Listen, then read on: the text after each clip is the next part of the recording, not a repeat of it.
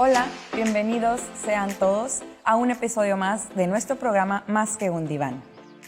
El día de hoy tenemos un tema súper interesante que es una reflexión sobre educación inclusiva a nivel superior. Para ello contamos con la presencia de 3 psicólogos. Primero comenzamos con la psicóloga Samantha Palazuelos Arciaga, que tenemos aquí con nosotros, y también a un compañero egresado de la Universidad Autónoma de Occidente, el psicoterapeuta Miguel Ángel Castañeda. Asimismo, contamos con mi presencia, la licenciada Flor Marina Salazar Báez. Adelante, compañeros. Buenos días, agradezco por la invitación. Es un gusto estar acá con todos ustedes esta mañana compartiendo con este tema. Estoy seguro que será de gran interés para las personas que lo escuchen y sobre todo porque es muy probable que cerca de ustedes haya algún joven, conozcan a alguna persona con discapacidad y sería muy importante que tomaran un aprendizaje o algo de su interés para después llevarlo a compartir con su familiar, vecino, amigo, ¿verdad? Y es importante poder difundir información al respecto. Precisamente, Miguel Ángel. Maestra Samantha. Pues muy complacida de la invitación. Yo también considero que este es un tema pues bastante interesante, que suma, que tiene mucho que abonar.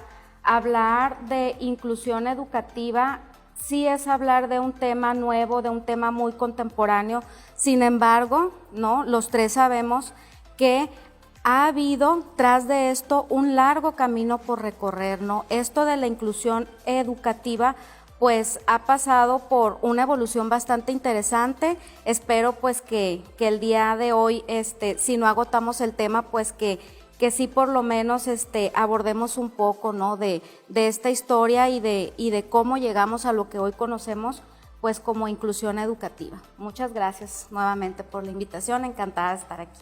No, a ustedes por estar aquí presentes y pues para comentarlo y hablar este tema que de verdad sí es súper interesante. Y además creo que en estos tiempos ahorita que estamos viviendo una pandemia también sería fructífero para nuestra comunidad hablar de esto, porque como bien comentaste. Sería el apellido, ¿no? Inclusión educativa y después en tiempo de pandemia, porque sí, es lo característico de este momento. Exactamente. Entonces, por eso, pues vamos a iniciar. Creo que lo primero que hay que tomar en cuenta es el concepto que se tiene sobre educación inclusiva. Voy a comenzar yo con la apertura de este tema. Según la UNESCO, la educación inclusiva es un proceso en el que se atienden todas las necesidades educativas para que todos podamos recibir educación de manera igualitaria. Entonces, no sé si ustedes conozcan o tengan algún otro concepto de educación inclusiva. Y no sé, maestra Samantha, si quiere... Pues sí, mira, partiendo precisamente de esto tan importante, ¿no? Que dices tú, de que la educación pues es un derecho básico para todos nosotros como seres humanos, es importante mencionar que aparte de que es un derecho, pues la educación es un proceso en el que son varios actores los que están involucrados, ¿no? Y hablar de educación, de inclusión educativa, es precisamente también hacer hincapié y hacer mención la importancia de estos 3 actores, ¿no? Que es el alumno, el maestro y nuestro contexto, ¿no? Nuestra sociedad próxima. Hablamos sí del vecino, pero hablamos también de los padres de familia, pues de estos niños que están recibiendo pues su educación, o desde la educación básica, pasando por la media superior hasta la educación superior. Sí, efectivamente, concuerdo con todo lo que acaba de comentar, maestro Miguel Ángel. Sí, y sobre todo considerar que en este momento la familia juega un papel muy importante en este tiempo de pandemia, ¿no? Como un motivador principal que está, vamos a decir, conteniendo al alumno y motivándole a que verdaderamente pudiera alcanzando las metas específicas para cada proceso del aprendizaje, desde los más pequeñitos en casa con la educación básica, que parece que la mamá dice, me tocó hacer nuevamente la primaria, ¿no? Nuevamente la secundaria, haciendo los trabajos y tareas, pero también con el adolescente que no disfruta desde luego de la misma forma el proceso de aprendizaje estando en casa que si hubiera tenido la oportunidad de estar en la escuela compartiendo con sus iguales, pues de acuerdo a la edad. ¿Qué decir de los universitarios, no? Sobre todo aquí en Culiacán, que lo previo para irse era estar preparándose y alicuzándose para ir a la universidad, ¿no?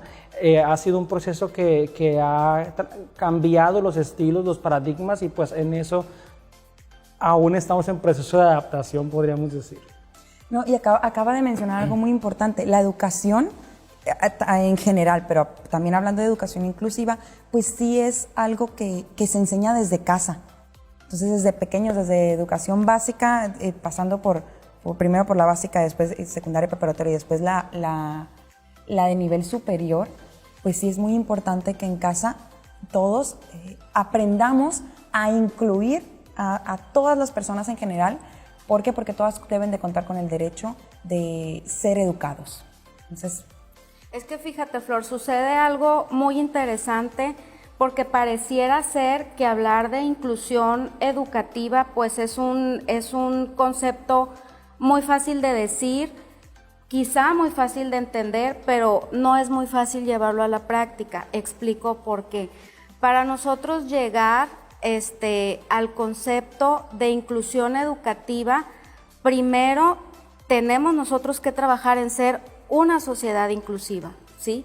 Y muchas veces, pues eso no sucede, ¿no? Porque nos han vendido esa idea desde que nacemos, desde que somos bien pequeñitos, de que hay una centralidad, y esa centralidad somos nosotros, ¿sí? Entonces, lo que es diferente a mí, lo que yo no veo igual a mí, me causa escozor, me causa picazón, me causa temor, ¿no? Y empiezo a categorizar y a hacer diferencias, ¿sí? Le falta un ojo, no es igual a mí, bye, hay un rechazo, ¿sí? No camina derechito igual que yo, ¿no? Como que anda medio chuequito, no es igual a mí. Empieza esa ¿sí? separación de los grupos Entonces, sociales. desde ahí, ¿sí? Ya no estoy siendo una persona inclusiva, ¿sí? Ya no hay una sociedad inclusiva, y ahí es cuando empiezan las dificultades, ¿no? Entonces, para llegar a una educación inclusiva o hacer una escuela inclusiva como tal, ¿no? Con toda la extensión de la palabra, pues como lo mencionaba Miguel Ángel, como lo mencionabas tú, es una educación y es un proceso que inicia en casa. Nuestra educación empieza en nuestro núcleo básico, que es nuestra familia, en nuestra casa. Entonces, es bien importante nosotros como personas, como seres humanos, ir como cambiando el chip, ¿no? Y cuestionarnos, bueno, ¿soy una persona inclusiva o no? Si tengo hijos, ¿los estoy educando bajo esa visión de inclusividad o no? ¿No? Yo considero que eso pues es básico y es importante, ¿no? Empezarnos a cuestionar. Muy bien, pues muchísimas gracias por su aportación, maestra Samantha.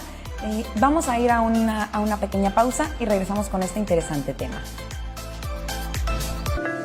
Regresamos a este episodio de nuestro programa Más que un diván. Como comentaba maestra Samantha, pues de ese tema de la inclusión en la educación tiene mucho que ver lo que la sociedad comenta, lo que la sociedad va aprendiendo, lo que como familias les enseñamos también a nuestros pequeños, a nuestros hijos, o lo que convivimos en comunidad. ¿Para qué? Para que todos, entre todos, trabajemos de la mano con esto que es la educación inclusiva. Por eso es que yo quisiera también ahondar un poquito más en este tema de cuáles son los conceptos que como ciudadanos y más como sociedad mexicana llevamos a ver en nuestras familias, en nuestras casas, en nuestras escuelas.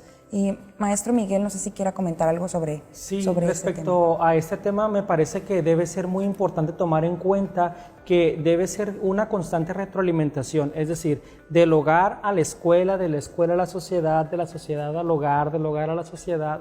No, siempre en este devenir de opiniones, de experiencias, una constante interacción que vaya nutriéndonos desde la familia hacia lo social, y dentro de lo social, pues la escuela, porque respecto a esto que comentaba hace un momento sobre una educación igualitaria, tendría que ser en todo caso una educación equitativa, ¿no? Que a cada alumno se le dé aquello que necesita o que le corresponde, porque en definitiva no será la misma necesidad la de un alumno sordo que la de un alumno ciego, que la de un alumno en silla de ruedas, ¿no? Pero ante todo, no es la discapacidad lo que define a la persona, lo que le hace ser, sino que antes y primeramente es una persona. Y este respeto por la dignidad humana, por el respeto a la vida, tendría que nacer en el hogar, ¿no? Cuando en la calle van los papás con el niño y de pronto los niños pueden ser muy crueles, ¿no? Como lo que decía hace un momento maestra Samantha, ¿por qué camina así, no? Y luego la mamá, no apuntes con el dedo, ¿no? Le dice al niño, no, pero mira, o ¿por qué mueve las manos? No, ¿por qué no habla o por qué no escucha? Puede parecer cruel, pero en todo caso son los esquemas del adulto. El niño se está preguntando sobre su entorno, quiere explicárselo y corresponde al papá, puesto que él es el adulto, explicarle, mira, es una persona con una condición de discapacidad, en fin, ¿no? Y ahorita que comenta eso, yo creo que ahí también es muy importante en cómo le enseñamos a nuestros hijos, porque es cierto, si yo le enseño eso a mi hijo, él por ende va a entender el cómo dirigirse a las personas con discapacidad y va a dejar de ser de cierta manera esa crueldad que hay en la sinceridad o en la honestidad de un niño. Entonces, pues usted, maestra, que tiene niños... Es que fíjate que sucede algo muy interesante. Cuando pensamos nosotros en educación inclusiva, creo yo que es una generalidad, me atrevo a decirlo, es remitirnos a ese concepto en donde pensamos en niños que no ven, en niños que no escuchan, en niños que pues a lo mejor necesitan un apoyo, ¿no?, para caminar, pero sí es bien importante entender que en esto de la educación inclusiva, es enseñarles a nuestros niños que que todos somos diferentes, ¿no? Pero que en esas diferencias entra también esto de que no tenemos las mismas capacidades, no tenemos las mismas habilidades, no tenemos los mismos conocimientos, tenemos estilos de aprendizaje diferentes. Entonces, hablar de educación inclusiva, desde mi muy particular punto de vista, es hablar de escuelas sí que procuren atender, ¿no? Incluir a este tipo de personas, ¿no?, con estas problemáticas pues muy particulares, pero es también entender y atender estas otras particularidades que, como lo dije, tienen que ver con nuestros estilos de aprendizaje, con nuestras áreas de oportunidad, no quiero decir deficiencias, pues muy, muy, muy particulares. Y es también pensar en una educación que procure, ¿sí?, que procure, que valide y que garantice este derecho que todos tenemos a la educación. Es decir, que todos los niños y las niñas por igual puedan no solamente ingresar a una escuela, a una educación básica o superior o media superior, sí que ingresen, pero también procurar que permanezcan y claro, ¿no?, el objetivo, la meta es pues que egresen, ¿no? Entonces yo creo que es algo muy importante que tenemos que considerar al hablar de inclusión. Inclusión es acoger a todos, con nuestras diferencias y nuestras particularidades. Y a propósito del tema de hablar de los niños con alguna necesidad, ¿y qué pasa cuando se convierten en jóvenes y se enfrentan a la universidad? Allí, ¿qué sucede? Pues, ¿qué más hay para ellos en este horizonte de la educación? No, y aparte también, o sea, todo esto también es parte, ahorita comentaban, la equidad, o sea, la inclusión es una palabra sumamente ligada a equidad.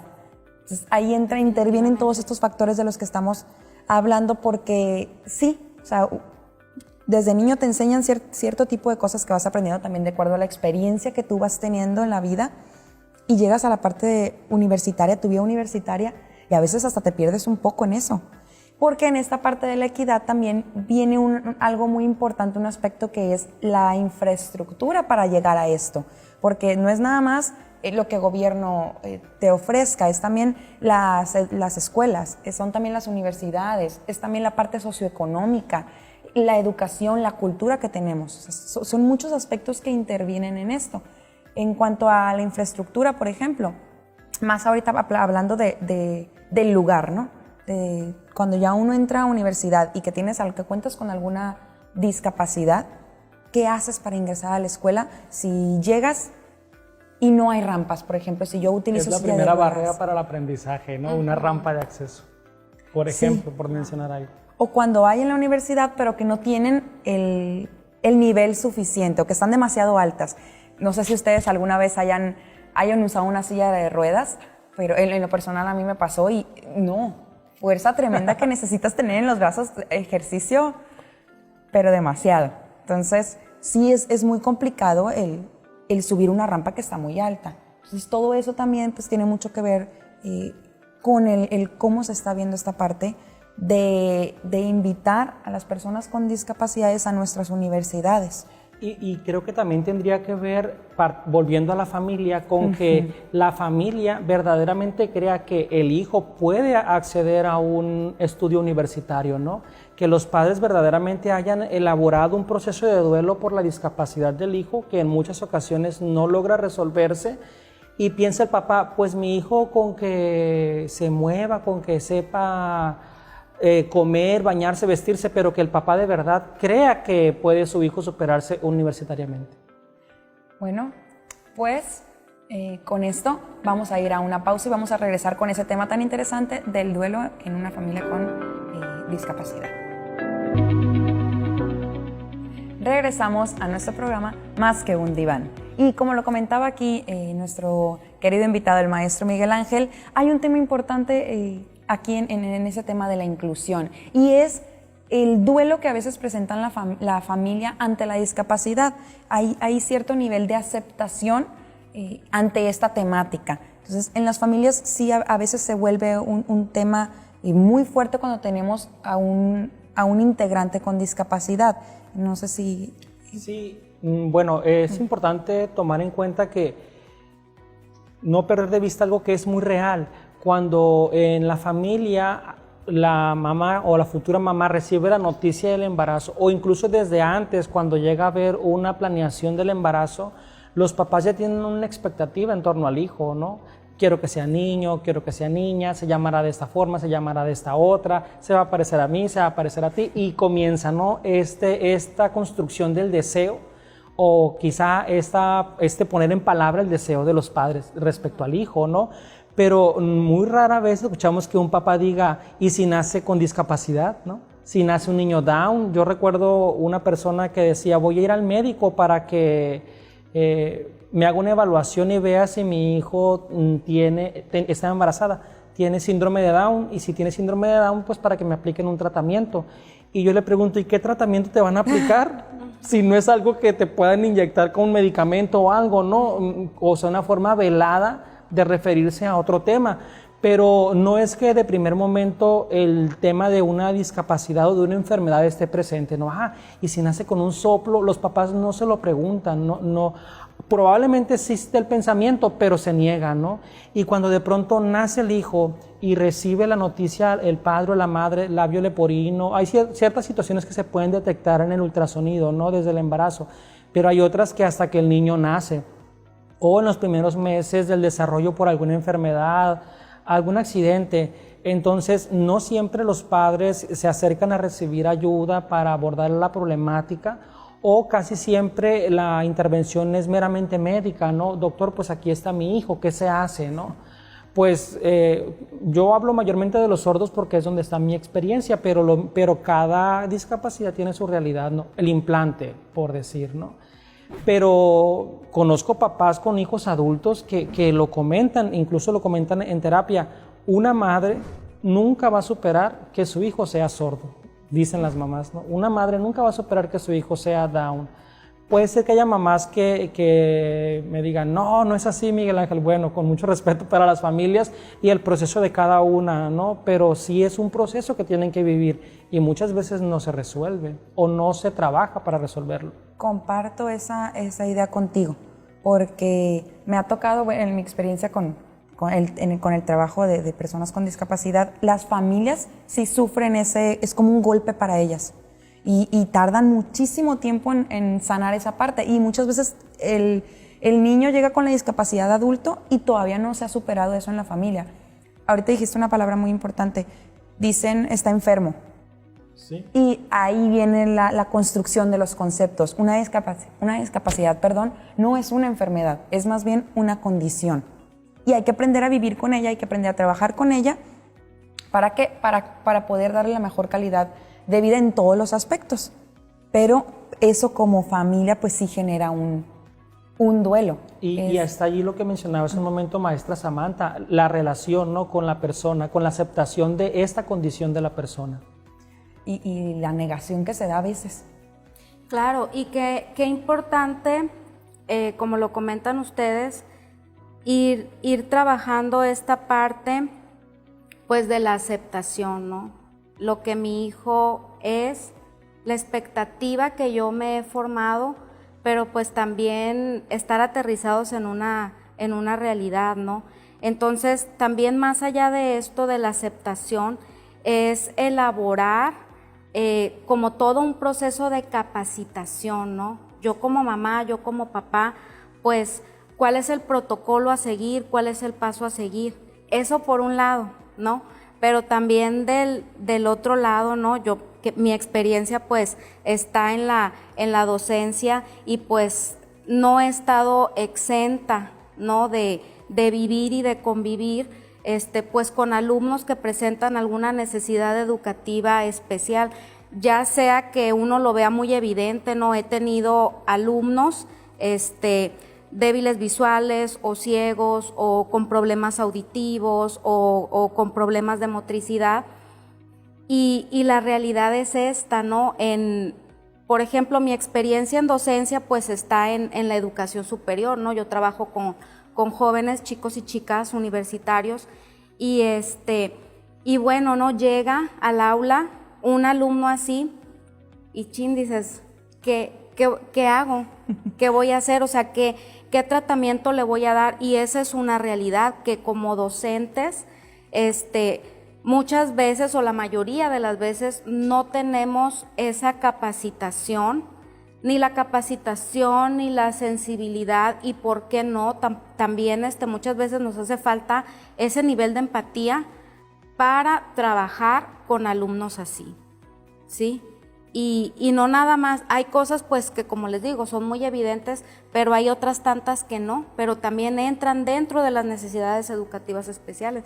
Yo creo que todos nosotros, y el público no me dejará mentir, alguna vez en nuestra vida fuimos alumnos o alumnas con necesidades educativas especiales. Pensemos en aquella materia que fue nuestro coco. En mi caso muy particular, las matemáticas, ¿no? A mí la cuestión de los números siempre me resultó complicada y lo confieso, ¿no? Y no me da vergüenza decirlo. Varias veces troné, brinqué ahí con el examen porque no me daba.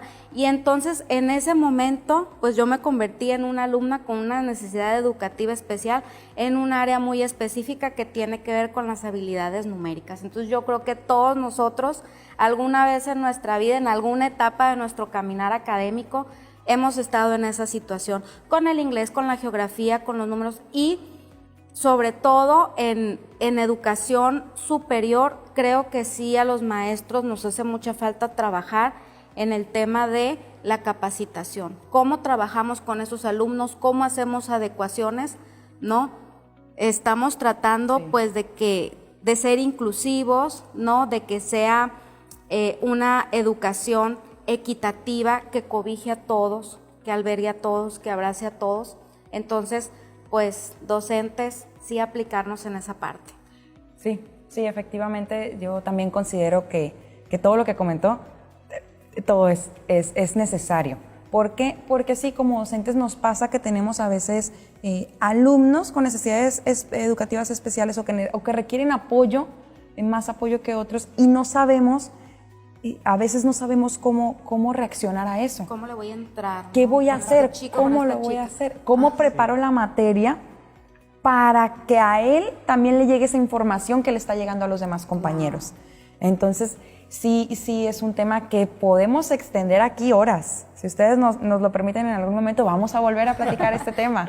Sí. Entonces, pero por lo pronto, ¿qué les parece si nos vamos a una pausa y vamos a seguir con este tema tan interesante que es la inclusión?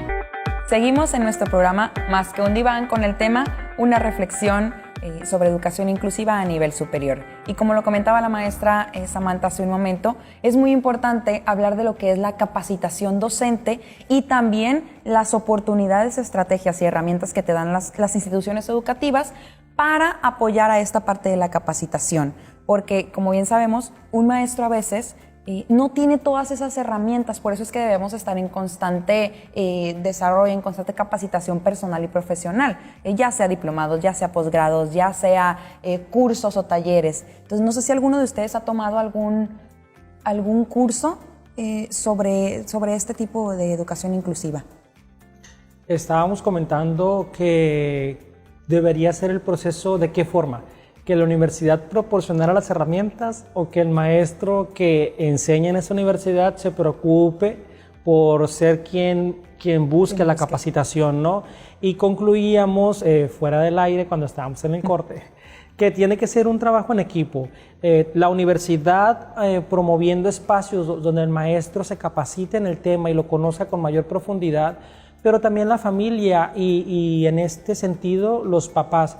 Y mayormente me atrevería a decir las mamás, ¿no? ¿Qué podríamos hacer sin ellas? Que siempre andan para arriba y para abajo con el niño, con el joven. Y pues es muy importante que ellos también tengan un acercamiento con la institución educativa para pues dar a conocer más acerca de la necesidad del alumno o de la condición. Yo tuve la oportunidad en un ciclo escolar de ser tutor de alumnos sordos en una facultad y yo recuerdo que al segundo o tercer día de clases recibí una llamada telefónica de un número desconocido, entonces sí suelo contestar llamadas aunque no las tenga registradas y yo, hola, buenos días. Hola, profesor Miguel Ángel, y yo, sí, ¿quién habla? Soy la señora fulana de tal, soy la mamá de tal alumno, y yo volteo a verlo sentado ahí porque estaba en el aula, ¿no? Y yo, dígame, yo me alarmé, dije, ¿por qué me llama la mamá del alumno? Estábamos en un receso, pero el alumno ahí sentado. No, pues para presentarme, lo que se necesite, cuente conmigo, ese es mi número de teléfono, si algo pasa con mi hijo me puede avisar, si usted tiene alguna duda respecto a su proceso, cualquier inquietud. Y me resultó tan extraño, no me molestó que la señora me llamara, más bien me resultó muy extraño porque eso no suele pasar cotidianamente, ¿no? Y yo lo que he visto es que las mamás siempre están muy atentas, están siempre muy presentes y en gran medida pues hay que reconocerles el esfuerzo que ellas hacen. Como decíamos hace un momento, desde que ellas reciben la noticia por parte del médico tratante quizá o de algún profesional que realice la evaluación, siempre están ellas muy pendientes de acompañar los procesos de su hijo. Quizá en este mismo tema que hablábamos hace un momento, el tema del duelo también podría ser una forma de negarlo, ¿no? Pero ahí a veces la mente es muy misteriosa, ¿no? Diríamos el inconsciente y sus entramados. Pero sí hay que reconocer que lo que se ve es que los padres de familia en muchas ocasiones sí están muy abocados a acompañar los procesos de sus hijos. No, y qué mejor que eso, ¿no? Que la familia te cobije primero y que ellos te abran las puertas para el mundo en todos los aspectos, porque la educación inclusiva incluye no nada más la educación como tal académica, sino el salir al mundo exterior a compartir en sociedad. Entonces, es que fíjate, creo yo que sucede algo cuando estamos hablando específicamente de jóvenes universitarios, específicamente de educación superior, ¿no?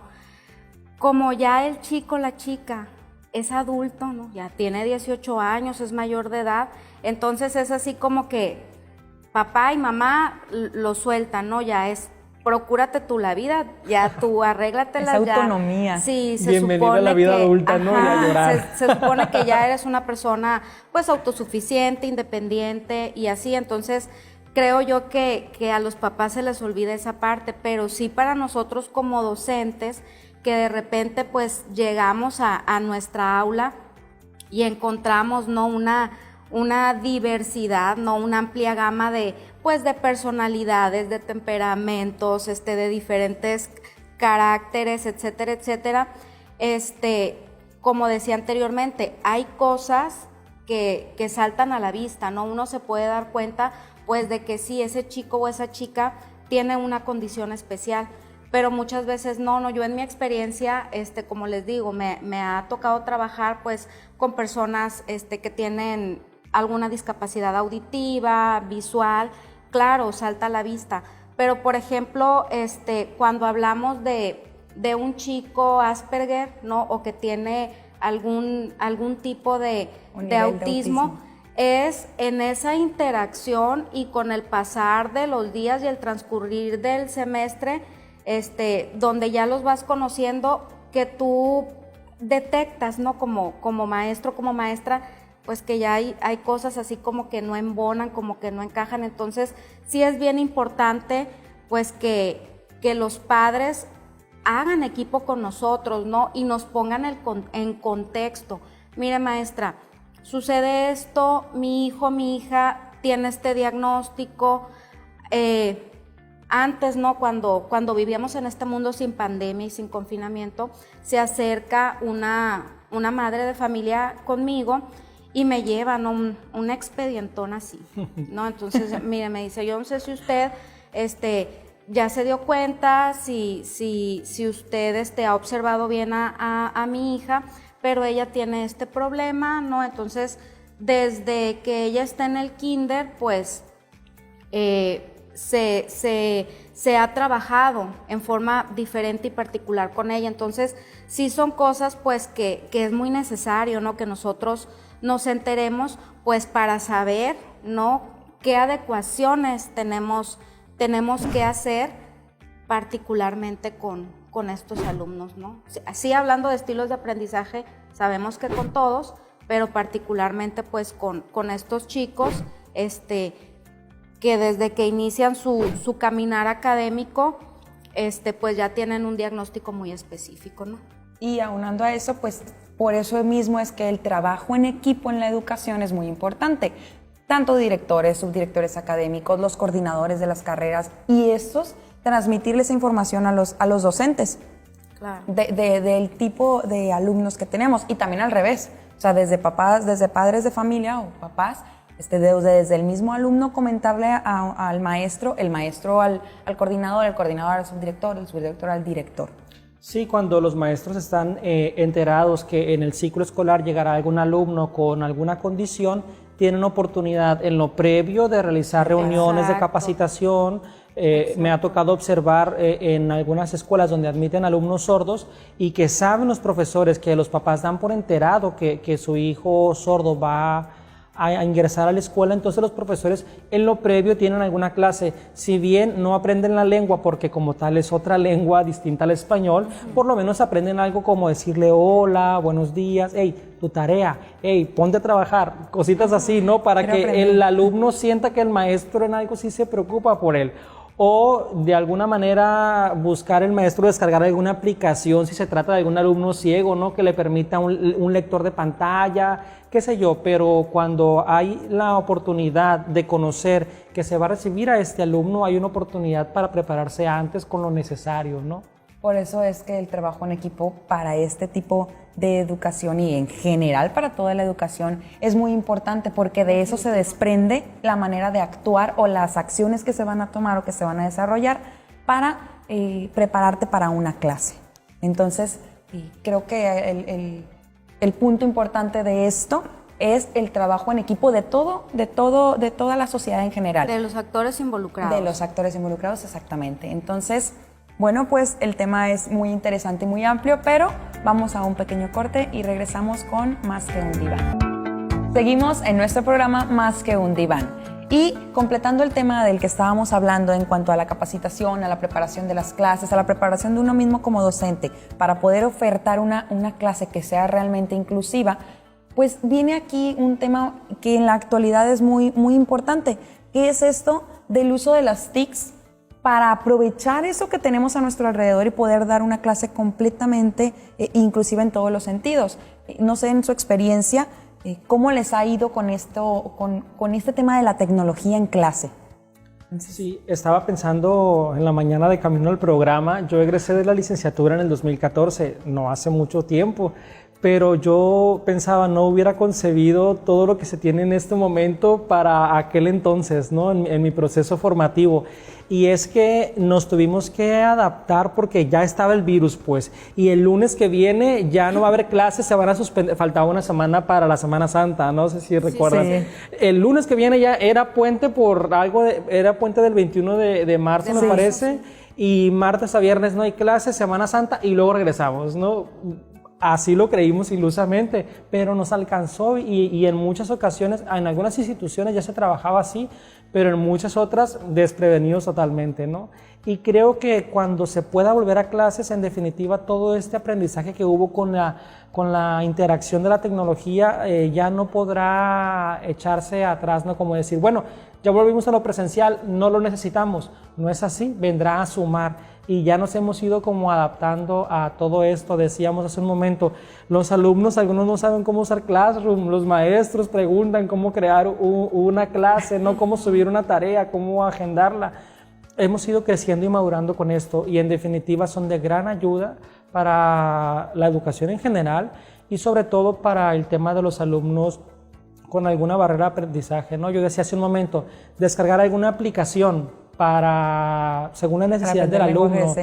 Yo recuerdo en una ocasión que de verme con unos amigos sordos y oyentes, íbamos sordos y oyentes a comer, y yo en la prisa, porque yo tenía que llevar a mis hermanos a casa y después alcanzarlos, ellos ya estaban en el lugar, como anécdota, y ellos mi amigo sordo me escribió un mensaje, ¿qué vas a pedir? Porque ya vamos a ordenar para que cuando llegues comas con nosotros. Entonces yo le mando un audio, pues yo sabía que era sordo, pero había gente oyente allí, yo sabía pues porque ya había pasado antes, le va a poner el audio a alguien y se lo va a decir en señas, y ya, quiero tal cosa, y cuando llegué ya estaba allí mi comida, ¿no? Y yo le pregunté a mi amigo intérprete que estaba allí, oye Carlos, ¿le explicaste en señas?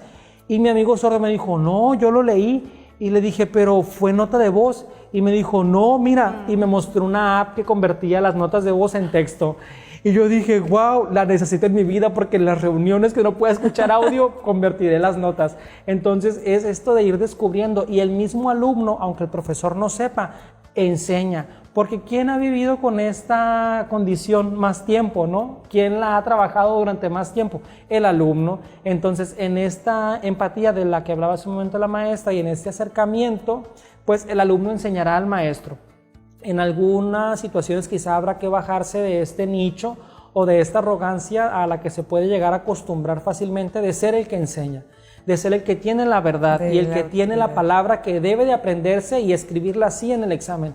Quizá en algún momento hay que hacerse humilde y accesible, ¿no? A la humanidad y decir, oye, enséñame cómo es la vida del sordo, enséñame cómo es andar en silla de ruedas, enséñame cómo es la vida de un joven disléxico, ¿no? En fin. No, y es sumamente interesante esa parte porque a todos los que nos están viendo es importante hacerles este comentario. Uno como maestro aprende mucho de los alumnos. El maestro está ahí como una guía para ustedes los alumnos, pero en la práctica a veces el maestro se vuelve el alumno o el alumno supera al maestro, como dice la frase. Entonces sí es muy importante esta parte de la preparación y las herramientas que tenemos y el uso de esa tecnología. ¿Qué podemos aprender? Ahorita que dijiste lo de la aplicación, la voy a descargar yo también. O sea, sería padre que todo el mundo comenzamos a conocer y mientras más conozca en nuestros grupos sociales lo vamos a terminar compartiendo. Entonces, eso es parte del aprendizaje. No sé, maestra. Sí, claro. Ahorita que Miguel Ángel comenta, yo egresé en el 2014, no hace muchos años. Yo no voy a decir en qué año egresé, pero sí hago una comparación y claro que en este tiempo veo muchísimas ventajas, ¿no? Y sí creo que las TICs son herramientas pues que han venido a abonar, que han venido a sumar, que han venido en gran medida pues a facilitarnos el trabajo. Claro, como ustedes lo decían, ¿no? También en la medida en que nosotros dejemos de lado esas resistencias y tengamos esa disposición, ¿no? para aprender. Yo puedo decir, ¿no? Que pues las personas de mi generación no nacimos con esta habilidad, con esta cosa de las nuevas generaciones que pareciera que traen esto de la tecnología de nacer, a flor de decimos, piel, ¿no? O sea, incluso pues hay comentarios, ¿no? Un poco a manera de broma, pero que también tienen mucho de verdad, en donde dicen que bueno, los bebés, ¿no? De este milenio ya nacen con la tablet, con el celular en la mano, ¿no? Entonces, sí, definitivamente, en el tiempo en el que a mí me tocó estudiar, no recuerdo yo tener algún compañero o alguna compañera, pues que tuviera una discapacidad, ¿no? Que fuera así evidente. Pero, por ejemplo, hoy que bueno, ¿no? Me he incorporado nuevamente a este ambiente universitario, pero ahora como docente, sí veo yo como los alumnos y las alumnas que presentan pues diferentes tipos de discapacidades, se valen, ¿no? de las TICs, pues para salir adelante, ¿no? Para facilitar este proceso de aprendizaje. Y bueno, yo creo que más de uno de nosotros tenemos este tipo de anécdotas en donde de repente el Zoom ya no dio o te quedaste así como paralizado o estás en mute y no dudas en pedir auxilio a los alumnos. A ver, plebes, pasó esto, a ver, díganme, ¿qué le pico? ¿Dónde le muevo? Entonces sí, no, es cierto, es parte, ¿no? de tener esta empatía, pero también yo creo que siempre esa disposición para aprender cosas nuevas, ¿no? Como bien lo decías tú, no solamente es el alumno el que aprende. Uno cree que está enseñando, pero no es cierto. Uno como docente aprende y aprende un montón, ¿no? Sí, y más ahorita en estos tiempos de pandemia, que ha habido esa necesidad de acomodarte a la parte de la virtualidad. Y eso también te hace mucho aprender, o sea, porque estás aprendiendo en la práctica y es lo que te enseña a veces más que la teoría. Entonces, son temas interesantísimos que no tienen fin para uno que está en esas áreas. Hay mucha tela de dónde cortar. Hay mucha tela, efectivamente. Pero pues vamos a irnos a una pequeña pausa y ahorita regresamos con este tema tan interesante. Y bueno, regresamos aquí a nuestro programa Más que un diván con este tema tan interesante que es una reflexión sobre la educación inclusiva a nivel superior. Y para concluir pues con este grato episodio, vamos a hablar un poco sobre esta parte de la reflexión final para todas las personas que nos están acompañando.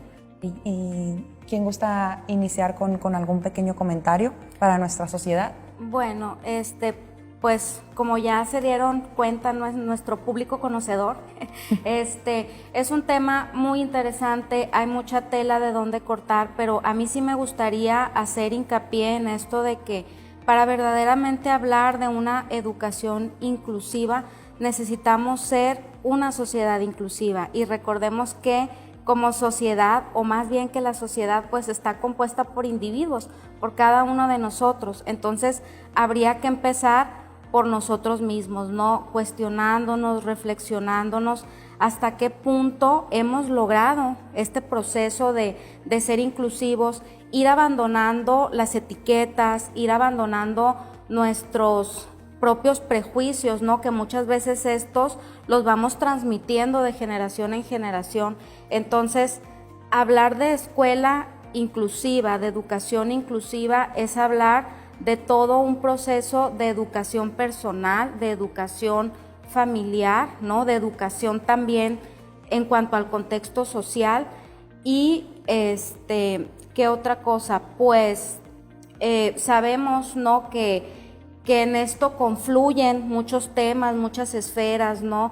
Cuestiones económicas, cuestiones políticas, cuestiones de infraestructura, cuestiones de capacitación, hasta donde yo como docente estoy dispuesto a aprender y a capacitarme, sí, pero también hasta donde esta institución que me ha proporcionado pues este trabajo de ser docente me facilita o me acerca a estas herramientas, ¿no? Y como bien lo decías tú, creo que todo esto se puede lograr haciendo un buen trabajo en equipo, no deslindar responsabilidades, ¿no? Ay, es que el alumno, ay no, es que el papá nunca vino y me dijo, no, es que la maestra no sabe por dónde.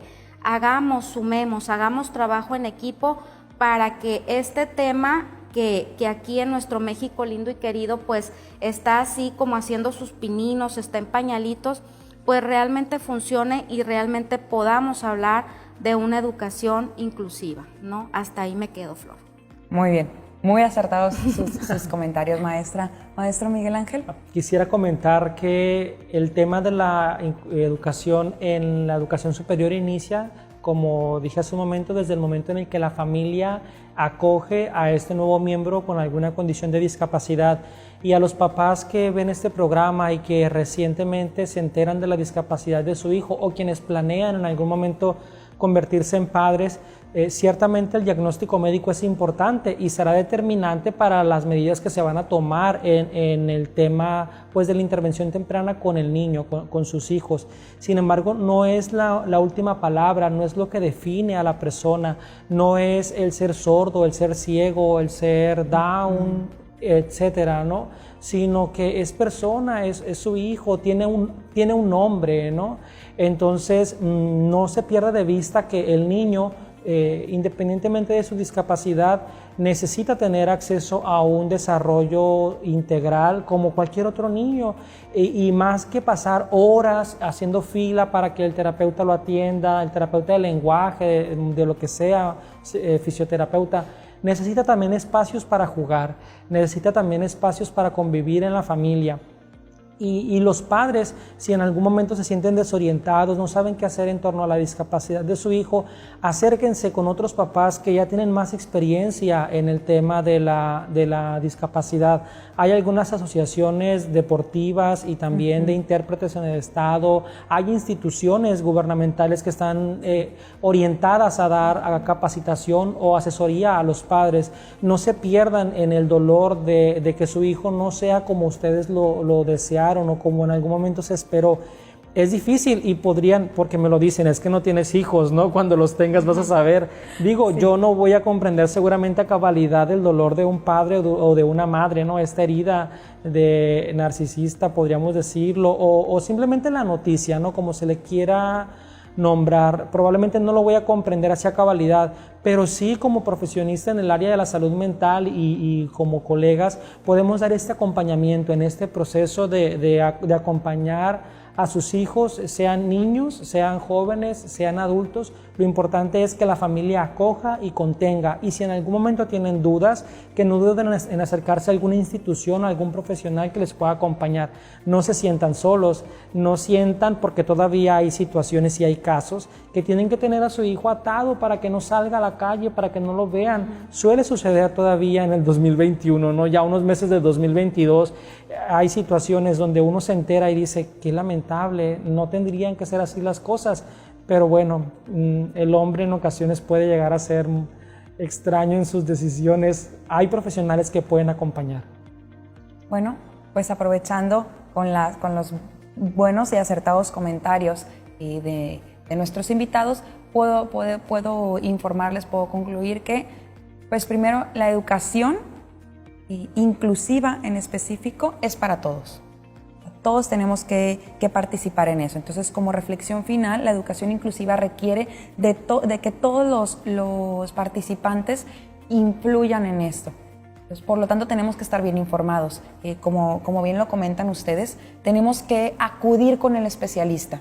El primero, hay un sentimiento ahí de duelo familiar, pero tenemos especialistas para eso. Ustedes se pueden acercar y pueden buscar con quién dirigirse. ¿Para qué? Para que nos enseñen a trabajar esta parte.